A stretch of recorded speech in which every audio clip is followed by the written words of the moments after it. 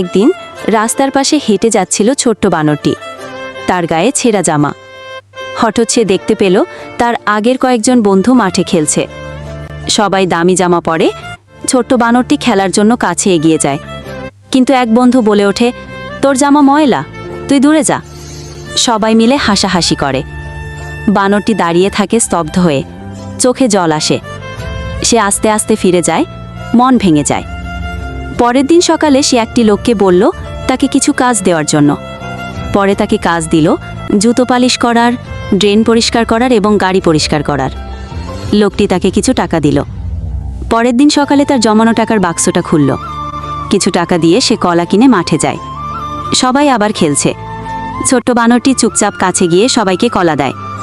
বন্ধুরা স্তব্ধ, সবাই খুশি হয়ে গেল। সবাই মিলেই খেলা শুরু করে।